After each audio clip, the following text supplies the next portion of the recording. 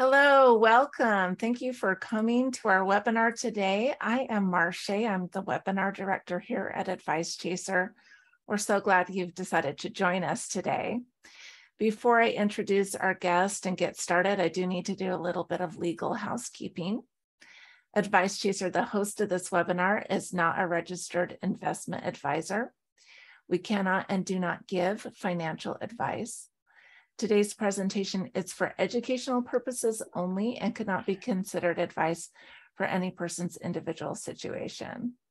Advice Chaser regularly hosts informative webinars, such as this one, featuring a variety of knowledgeable professionals, many of whom are licensed advisors. Any opinions, ideas, jokes, or principles expressed by presenters are their own and, however true, funny, or interesting, are not endorsed by Advice Chaser. So please do not act on the information you hear today without consulting a qualified financial professional.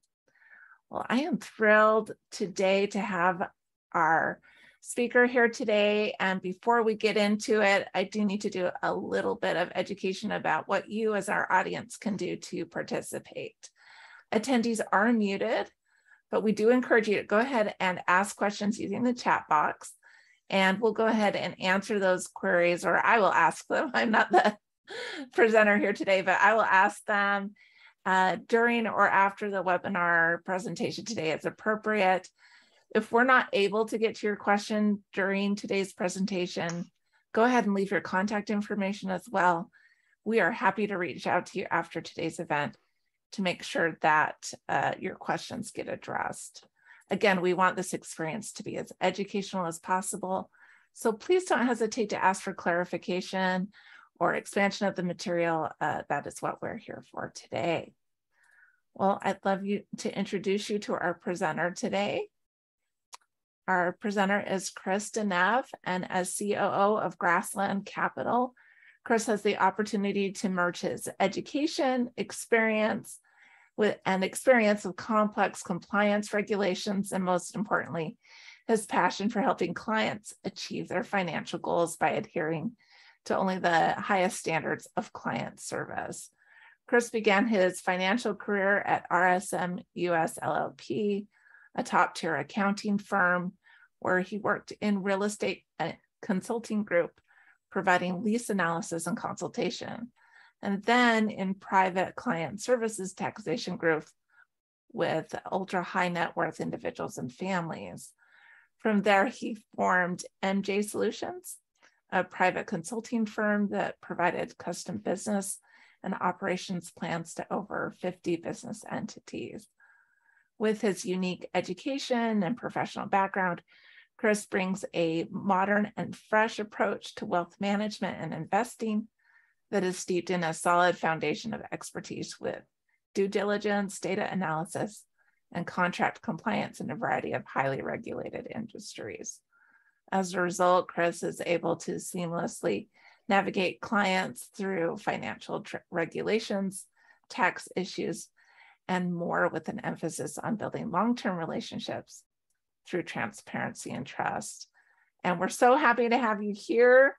I know that we have talked a lot about this, and I'm really excited to get into this today. So let's go ahead. I'll turn the time over to you, Chris. Perfect. Thank you so much, Marche. We really appreciate it. Today's conversation, not so much a lecture, is going to revolve a little bit around doctors and some of the, we won't call them money mistakes, we'll call them decision points that they have in both retirement planning and with their finances. For most of these physicians, this revolves a lot around their medical practice. And in private practice, a lot of these individuals, we found they treat themselves like their own boss. You founded the firm, you're the rainmaker of the firm. So what does it really mean when you leave? What are the implications for you with your name on the door when you can't practice anymore? Well, let's get into it. This sounds really interesting. Yeah. So many of you have stayed in private practice for various reasons. And the ability to remain independent, we've found, has been really important for a number of reasons, whether it's personal, familial, financial, or a combination of all of them. They're all issues that you've probably had to tackle over the course of your career. Now, many professional businesses, such as medicine, law, accounting, and yes, even wealth management, they often depend on the individuals themselves, not just the products to drive the majority of their business. And what I mean by that is we as individuals aren't selling a product, we're selling ourselves, right? We're Mm. selling our education, our experiences, and certainly our late nights at the office away from our families, I right? get that. Yeah. We're trying to be the best that we can be in our careers. And being independent helps us do that. But in that regard, also, our offices, our businesses are really just an extension of ourselves. So, what happens when you leave, and how can you put a price on that, right? What happens if that price is zero? Yes, you are a successful physician with a lovely practice. You have a loyal patient following. You have a well-oiled machine, a well-oiled business that keeps that practice afloat. But in the center of that machine is you, right? You're the Right. one whose name is on the door. You're the one that the patient is coming to see. So you can derive a benefit, a financial benefit during the course of operating that business. But it's sometimes difficult to see the transition through when you leave. That's an interesting point. I'm assuming that you've had this conversation many times with physicians, and I'm interested to hear how that conversation usually goes. Or do some people, have they been anticipating it? Are they shocked? What's generally the reaction there?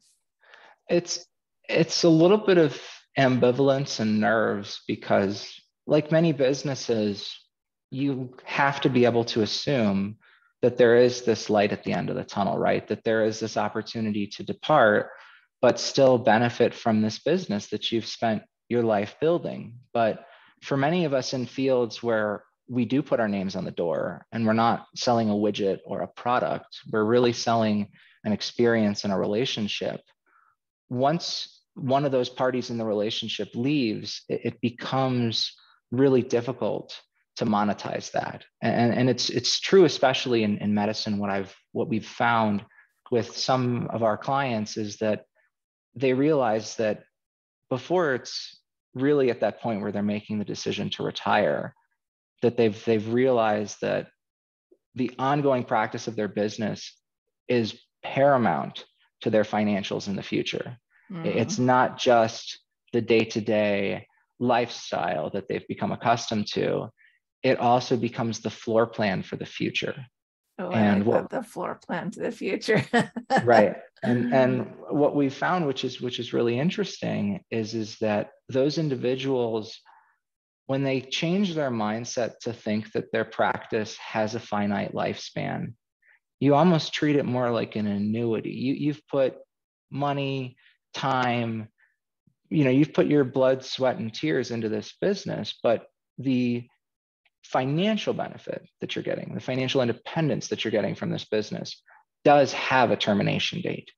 And by thinking about it at zero, by thinking that you're going to close up shop and you're going to just cut it off right there, it helps them restructure where they want to be as a family, as an individual, as a person today. And so, let's start really kind of talking about the end of your career briefly. The first Okay. three of these bullet points here are probably questions that a successor that may be coming into your practice will ask. Now, that is assuming you do find a successor, right? But these are good questions that they're going to want to ask because they're not you. They may have a similar look and feel and education as you, but it's your practice. These are your clients, right? These are people that are looking forward to seeing you. So these successors are going to come into your business and want to know, how am I going to be able to not only replicate this experience, but replicate the financials behind that? Yeah. Can you talk a little more about what physicians might be looking forward to if they are doing some exit planning on this front? Well, outside of death and taxes, which are two guaranteed things, the most that you're going to see, even on a very conservative side, let's say you exit your business and you sell it for 2 to 3 times annual earnings, which in the space where you're transitioning from successor to successor, that seems very reasonable given the fact that the successor has a lot of the burden on them to keep that client portfolio. And even if you consider that, let's say you get 2 to 3 times earnings, you pay no taxes, right? You're realistically only talking about 2 to 3 years of annual earnings. So that's 2 to 3 years of retirement, of lifestyle that you've been accustomed to, that you're able to pay for.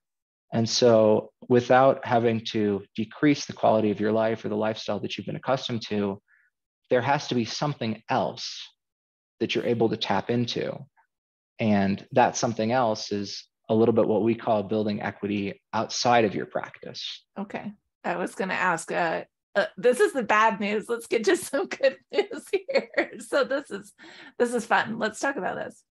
So now this equity is different than home equity. It's a combination of personal investments that are ideally legally separate from your medical practice. So an example of this would be, if you have an office and you own your office building, it's still somewhat tied to your medical practice. So that wouldn't be a good example of building equity outside of your practice, right?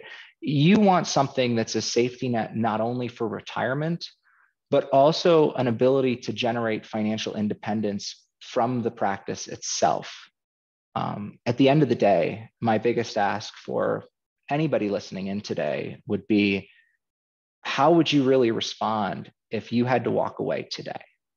How would you and your family respond, both financially, personally, professionally, if you had to hang your coat up on the door one last time and you closed the doors and you walked away? Do you feel like you would be in a position where you could manage? It's really interesting. It makes me think a little bit about having like a disability policy or a life insurance policy, any sort of insurance that would cover that, maybe really bad event that would happen, but even malpractice insurance, that kind of stuff. Right. And it might be totally out of your control as a practitioner, right? It's, you could lose your license. It could be the economy, it could be economy related. You could be working for a big hospital system that has layoffs, right? It's still a very real possibility that just because you have professional credentials, whether you're a physician, whether you're an attorney, whether you're a CPA, whether you're a wealth manager, that these things do happen. And there are opportunities where you're able to walk away and feel like you haven't left everything behind. That's interesting. So, I'm also thinking about, maybe your calling in life, you decided to go another direction, and maybe you want to have the freedom to do that. Right. And you have that luxury as a financially independent practitioner, but you have the decision much earlier on. As somebody that's more independent, like we talked about, you've taken these trade-offs to spend more time with your family. You've taken these trade-offs to spend more time with yourself, or to try to make it out on your own and be independent as an independent clinician, or have your own clinic, or even for somebody at more of an enterprise level with their own outpatient surgery center. You've made the sacrifices to get there. And the question really becomes that you have to ask yourself is let's say you are saving, let's say you are investing outside of your practice. I challenge everyone to ask themselves, is it enough? Is what you're doing today enough? And the initial discussion that we always like to think about would be one that revolves around, well, what vehicle should I use? What should I be doing? How can I make it automatic? And we can go over those pros and cons. But really what it boils down to is pretty simple, is as somebody that's a little bit more independent, you have the ability and the flexibility to pick and choose, but there's also a good chance that you are probably legally contributing the maximum already. So are you contributing enough to maintain your current lifestyle in retirement? In many cases, the answer is no. So to add insult to injury, retirement vehicles are also regulated, heavily regulated. And I hope that sounds familiar to all of you in the audience today. But although the regulation is necessary to prevent risk in some most normal portfolios, prevention of risk without adequate education and true understanding of it can actually leave an investor or somebody trying to be financially independent in a worse place. Can you give an example of that? Sure. So it's more or less about really understanding the difference between perceived risk and actual risk. You might consider any decision that you make in your career risky, but a lot of times those decisions are made off of what you perceive to be risky, not what is actually risky. And to use financial instruments in a very simple terms, if you're investing in somebody and they're telling you what the risk is, there are still other inherent risks in there that you have to be able to look through. I guess in the medical field, we would consider them like complications, right? Or I think of when I'm listening to an ad and it talks about side effects and goes on for another 60 minutes on pay-per-view of this one cure-all pill, but it has 900 side effects. And the thing that I love about the medical field is that risk is built into your careers. It's built into your jobs. You've been understanding risk since you were a pre-med student in undergrad, right? You have the innate ability to be very savvy with risk. Mm-hmm. And it's the ability to navigate, educate, and understand risk. You can use it to your advantage in a way that most professionals are too scared of. Interesting. So you're talking about specifically the kind of retirement or other investment savings vehicles. And right. You're talking about using, you're talking about how that risk can be used, but also it needs to be understood, and it's not well understood. Is that correct? Correct. And that's, I would argue, the scariest thing. There's a little bit of overlap between finance and medicine in the sense that to maybe the outside eye, they're looked at as a little bit of a black box, right? Now, fortunately for most people in the medical field, risk is something that you deal with every day in your professional lives. From this point, you moderate risk through malpractice insurance. In investing, we call it hedging, right? And hedging is a term used to describe certain techniques, and there are many, that an investor or a manager will use to protect against downside risk. I'd ask everybody to consider it portfolio insurance. And what that means is by allocating a small percentage of your portfolio every year to a hedging model or to some type of conversation about downside risk, you offset some of the declines you might see. It's really no different than taking a percentage of your revenue of your practice every year and paying your malpractice insurance. You may not like it, but when you have a claim, it's the first thing that you're grateful for. Mm-hmm. And by allocating that small percentage in investing, it replicates the same advantages, the same pros and cons. And you can offset some of the declines that we've seen in some of the more recent notable bear markets. So just for the purpose of today's conversation, we can use both 2000 and 2007. We'll see on the next couple of slides how this works. And so I'd like to, if everybody could just buckle up with me for a second here. Here comes the graphs, or here comes the nerdiness. That's good, though. I know. I've got my bow tie on here, so I think we'll be okay. Before we get going on this, can you explain very simply what a hedge on like a particular fund or on a particular stock would look like? Because I think that's important to understand first. So in the simplest term, when we try to use hedging techniques, we usually use them within a form of leverage. And the leverage, it's not borrowing leverage that we use, is in the options market. And so what we'll do is, what you want to do is to look for strategically priced options, put options to be specific, that give you the right, but not the obligation to sell an underlying security at a given price. And I know that's a very textbook definition, but basically what that means is if an ETF, let's say it's the S&P, is trading at $330, I can buy an option to sell that security, regardless of the market price, for $330. So I'm buying the ability to sell it.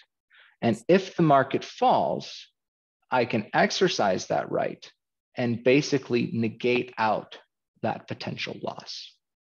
And so what that means in larger terms is you can allocate a small portion of your holdings towards strategically priced hedges over the course of series of years to negate potential drops. And depending on how much, it's no different than malpractice insurance, right? How much coverage you provide will depend on how big the cushion is when there is a claim or a bear market collapse.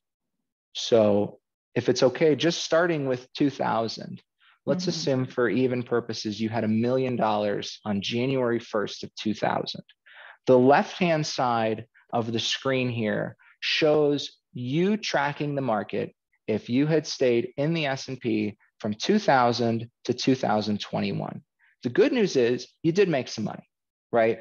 You did have a tough roll though. And what you'll see is on the left column, it's the start of the year balance. So you start with $1 million. And if you take just the profits and loss and you quote unquote, set it and forget it in the market, you will roll down continually. And even though there's up years in the market after 2003, your cumulative year-end portfolio doesn't get back to scratch until 2013. So it takes you 13 years to get back to scratch. Now, for many of you, if you are looking to retire in 2000, if you're looking to retire in 2001, or if you're looking to have a change of career course, it's really hard to wake up in the morning and think that you can have that decision in front of you and seize it when it takes you 13 years to get back to where you started with in 2000.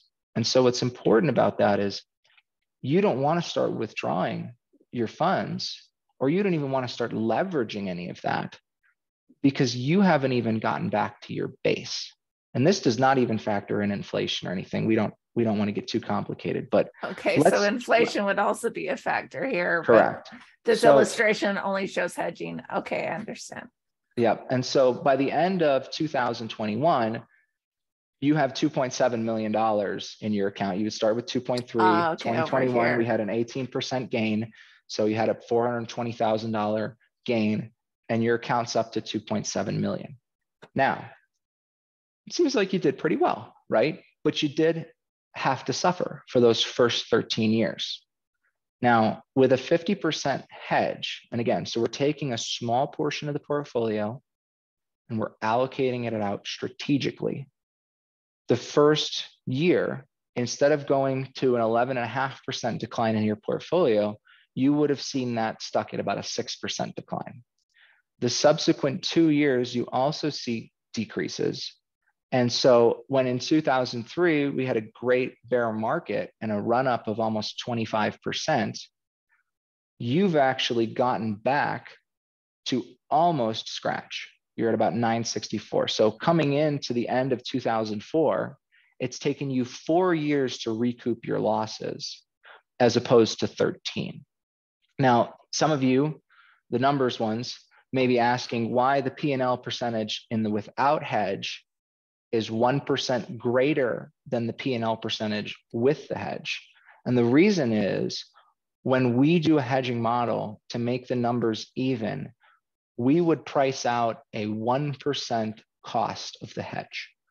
So the question that you would ask yourself is, are you willing to risk 1% of your portfolio every year? Meaning you're going to underperform your buddy at the golf club. You're going to underperform somebody else in the market by maybe 1%. But you have something that they don't. You have that advantage of the insurance when things get bad. And so you'll notice as you go across the rows here, each one of these sequential years is 1% less than the without hedge model. Okay, but the declines that you see, in 2008 and 2000 through 2002 are substantially diminished, leaving you with, at the end of 2021, almost $4.4 million as opposed to 2.7 million. I mean, that's life-changing. It really is. And if you're considering the fact that maybe you wanted to retire or have a change of course in the mid 2000s, you have that ability because your portfolio has grown since then, as opposed to dealing with damage control. The goal here is to use these techniques and build equity outside of your practice from a capital preservation perspective. You want to be able to wake up in the morning and feel like you know exactly how to respond, whether it be a medical emergency or a financial one. And the second model here, Hedging Model B, I do have a question before we go on to that model. Mm-hmm. So can you talk a little bit about what it means to have a 50% hedge? I know it's 1%. So is that what it costs you? And what does a 50% hedge mean? So a 50% hedge would mean you're buying enough options to cover a broad-based 50% decline in the market. So what it means is you're allocating a small enough percentage in the portfolio, and you're confident enough that the market's not going to fall any more than in half. So you don't want to overdo it, right? You don't want to overinsure. If I'm a practitioner and I have $10 million in malpractice insurance, if I only have claims of $1 million, I'm probably overpaying, right? So statistically speaking, we understand risk based off of potential to decline, and we only want to pay for as much as we're covered. So with a 50% hedge, when the market goes down by 11.5%, we're going down by half that, right? I see. And so you can see that the traces there are different. Now, we could pay, depending on what an individual would like, for more insurance, but that would basically mean that you're sacrificing those future market gains for more insurance now. And so it's more of a conversation, it's more of a trade-off, but as we talked about before, the ability to understand these risks and to perceive them and to really know the difference between actual risk and perceived risk is really a crucial turning point. And the ability to understand how to go forward and calculate pretty, positively, I guess you would say, you want to be excited about the potential of, nobody gets really excited about insurance, but you want to know, like, when you get in a car accident, the first person you're going to call is Jake from State Farm, or you're going to call the Flo from Progressive. You're covered. So, and that can add a lot of peace of mind in addition, I'm assuming. Yeah, absolutely. All right. We can move on to next model. I just had those questions. I figured most people were. No, of course. And Hedging Model B is very similar for some of the younger practitioners out there that don't remember 2000 or don't remember the market collapse going into the dot-com burst or anything. It's easier to see what happened in the most recent financial crisis in 2007. So if you had $1 million there, these numbers are the same. It's the same principles.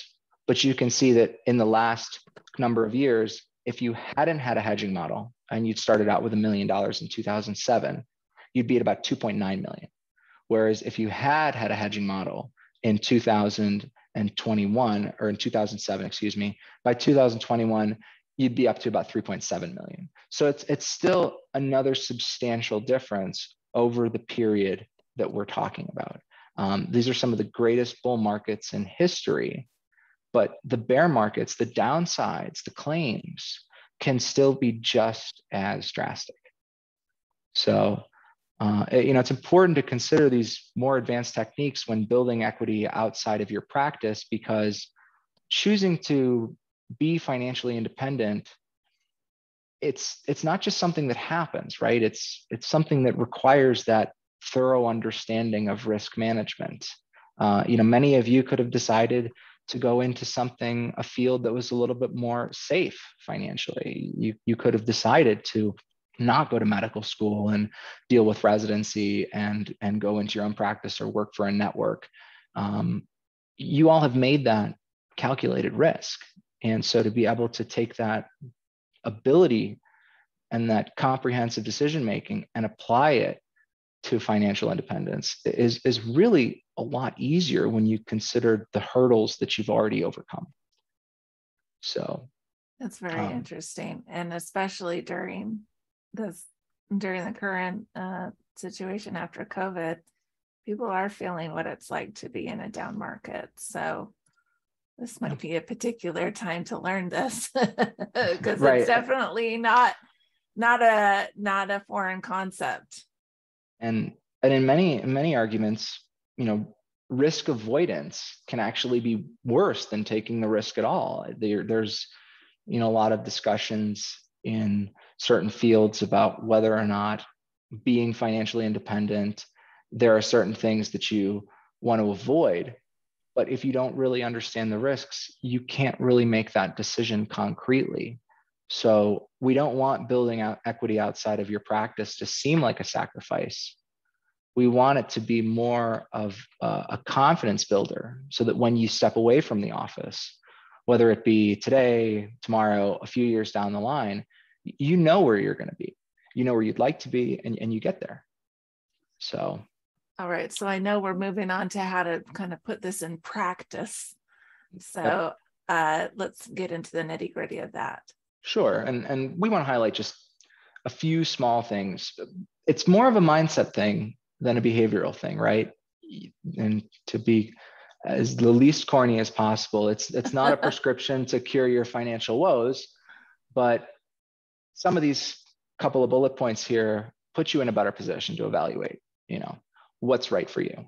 The first thing to keep in mind is if you are in charge of your business, if you are truly the rainmaker, if you're the one that's responsible for making sure that your people are paid every 2 weeks or paid biweekly or semi-monthly, you should be paying yourself first too. Pay your bills at your office, pay your bills with your business, but pay yourself and your family first. And that also includes taxes, right? A lot of sole practitioners, a lot of independent professionals always have the mindset of, well, I have, in the legal world, I have a big settlement coming, or in the medical world, I have a big surgery coming, and I'll use that money I'll put that away and I'll use that to pay my quarterly estimates. Get ahead of everything that you can, so that everything, when it does come due, is automatic and easy. The other thing to keep in mind with October 15th coming up, if you have filed an extension, just keep in mind that with interest rates rising, it's going to cost a lot more to defer paying those taxes. So not making those quarterly installments, you're getting penalized for doing that. And then the last thing here would be small adjustments to lifestyle. The last thing anybody should ask you, because some of you literally are saving lives, is to make adjustments to your personal life. And if you do decide to make small adjustments, make sure they're small adjustments that you're willing to sacrifice, right? Because there are big items in your future and in your family's future that are worth talking about and that are worth having as goals. So, and some of those include, having a second home, going on vacations, and especially today with the cost of education, paying for your kids' college. Some of the things can be necessary, some of the things can be negotiable, but they're all part of the same conversation that you want to have when you get home at night. Is it enough? Am I doing enough now so that when I do want to step away, I can continue this lifestyle. I can continue spending this time with my family and my kids. And that's the discretionary and non-discretionary spending. It's certainly not something that I think Marche or I would love to dig in. And I go through my personal P&L at the end of the month, and I'm spending too much on DoorDash and Uber. But it's the little things, right? If they are necessary, that's fine. If they aren't necessary and I want to keep them, that's fine too. But is it enough? And that's kind of the repeating theme here, whether or not we want to continue putting ourselves in that position. It's funny how you talked about paying yourself first. So many employees just have their retirement contributions auto debited from their account, or even have it taken out before they get their paycheck. And I'm assuming, most owners aren't operating in that kind of way. You're doing owner draws or getting profit from the quarterly, sales of profit of your business. But can you talk a little bit about how that might work to paying yourself first? Sure. It's a lot easier sometimes as a business owner to sit down at the end of the month or at the end of the quarter, at the end of the year, and say, hey, there's money in the pot here. I'm going to shift it over, and this is going to be what I'm going to live on for the next year. But really what you're just doing is you're creating a little bit more of a problem for yourself, because over time you haven't really allocated yourself out. And so what paying yourself first allows you to do is it allows you to start being more automatic. I mean, if you are making automatic retirement contribution expenses, there's probably a reason for that. There's a reason that you don't want to kick the can down the road. And what we could talk about a little bit on the next slide is, you might have that mindset, hey, I want to save $100,000 every year for the next 10 years. Well, if January 1 comes for 2023 and I haven't saved that $100,000 for 2022, it's really easy for me to talk myself out of it and say, I'm just going to write a check for $200,000 at the end of the year. And that spirals on downwards. So by paying yourself first, you have elected to make that decision then, now, and present. And it allows you to better floor plan everything else. So there's a reason why even employers are required to pay their taxes out of employees' paychecks. It's part of the reason, because could you imagine what it would be like trying to chase down every employee to get Social Security, Medicare, federal and state? It would be a nightmare administratively.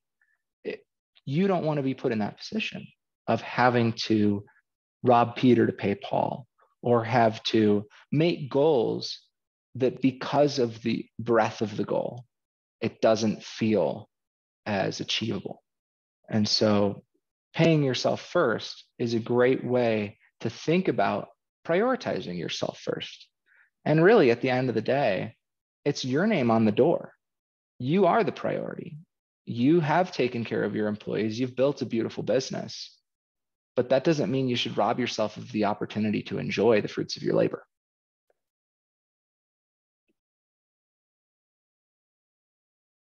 Let's go ahead and move on to this one.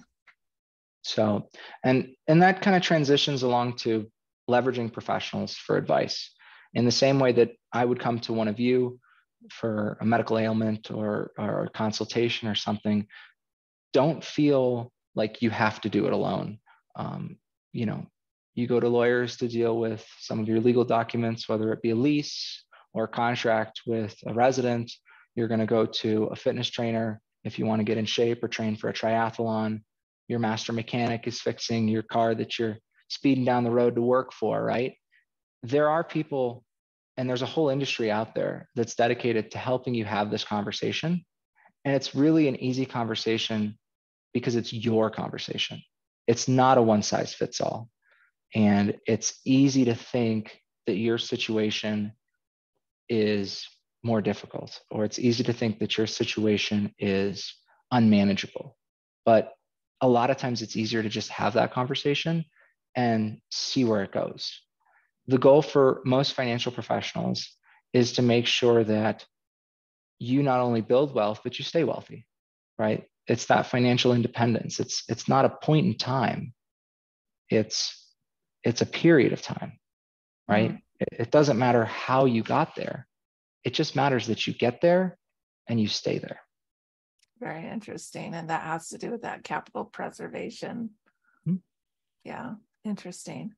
Well, we're getting to talk about having a relationship with a financial advisor, a wealth manager.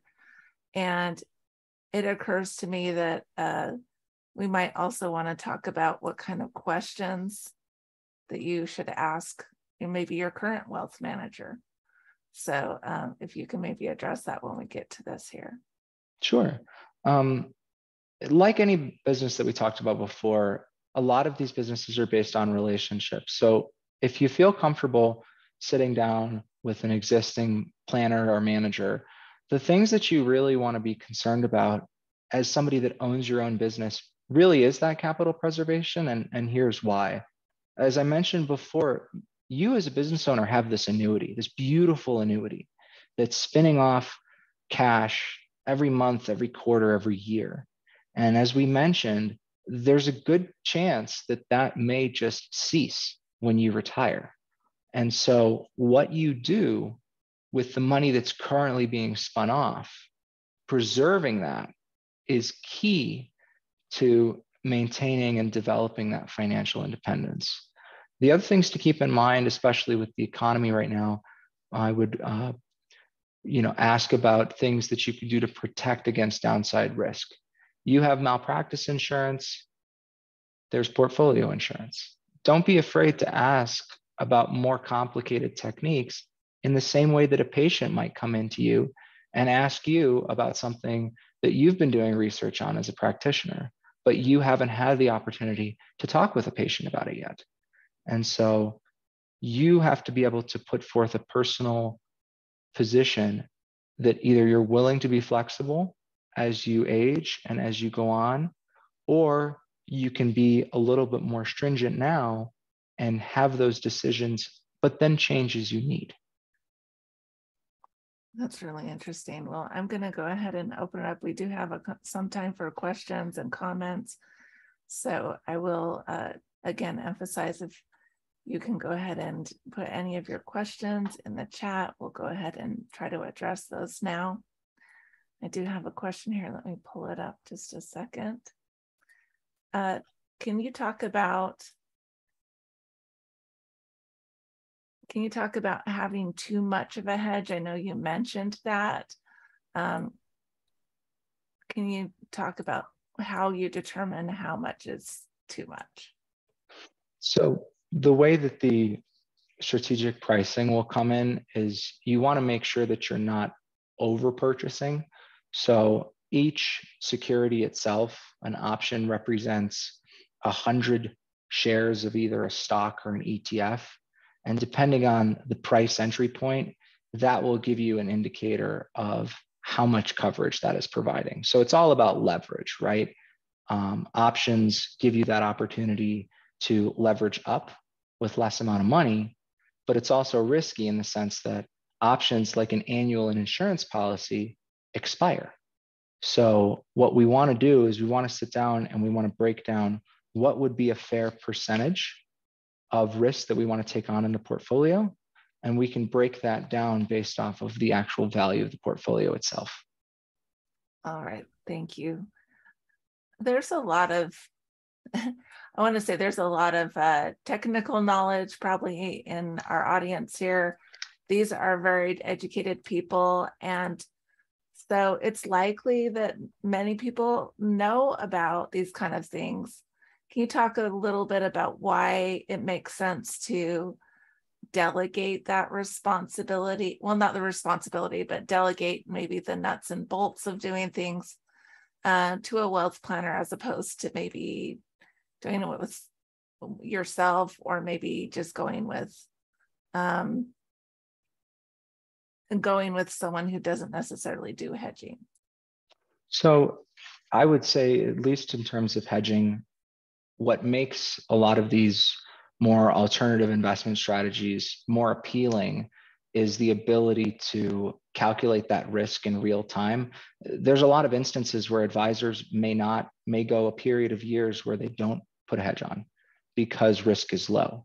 And as risk increases, because we as a group are actively monitoring this on a day-to-day basis, we can pivot and analyze these opportunities as they come in real time.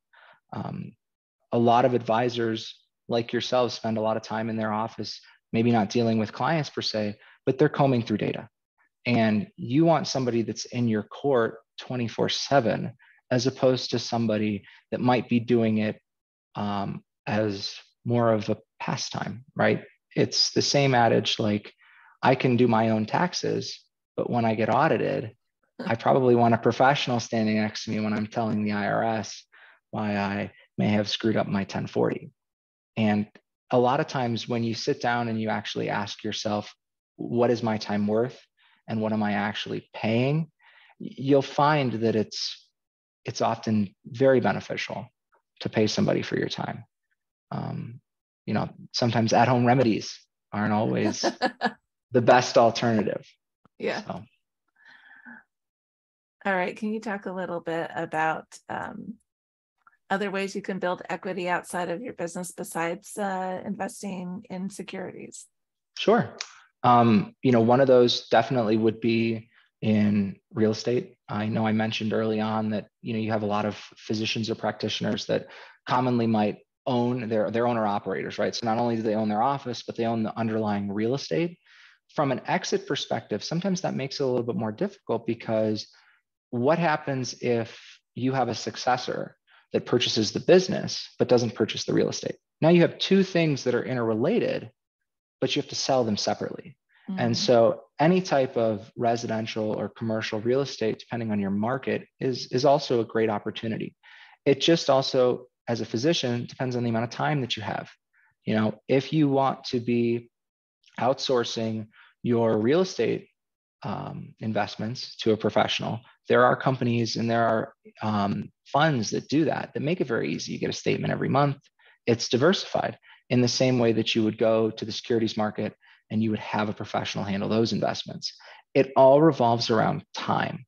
The other thing that I would say in terms of building equity outside of your practice is, if you have a hobby, invest in yourself, right? Educate yourself to the best of your ability. A good example of this is, there's a couple of physicians that I know that have become authors, and they have written as storytellers, not nonfiction, but fiction. And, don't be afraid to spend time and money chasing a hobby that might actually bring you personal enlightenment, but it might actually work out as well on the financial side.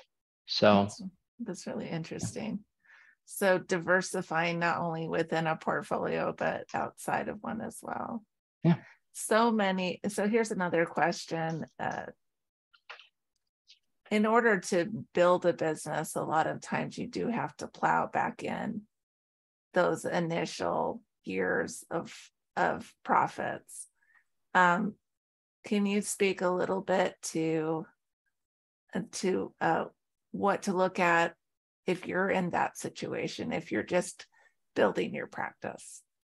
In terms of being able to commit? In terms of still, like, for example, let's say you're cash flowing your business, but it's a smaller cash flow. And hopefully, you're able to pay all your bills, but on top of that, maybe you have some extra. So many business owners, the instinct is to plow it back in the business. And my question is that necessarily wise to plow it all back in the business, or what other options might someone have? I think it's always important to have a safety net. It really depends on the trajectory that your individual business is on. Some of the metrics that we've commonly used in terms of deciding whether or not having your own business is even worthwhile is, if you really can't make probably 2 to 3 times what you would make as an employee your first year or second year in business, it's a really tough situation to put yourself in, because now you have to go back to the drawing board. You have to go back to being able to be hired as opposed to being the person who's hiring. And so depending on the actual cash flow of the business, it can be easy to just keep making those sacrifices and automatically get in the habit of doubling down and investing in your business.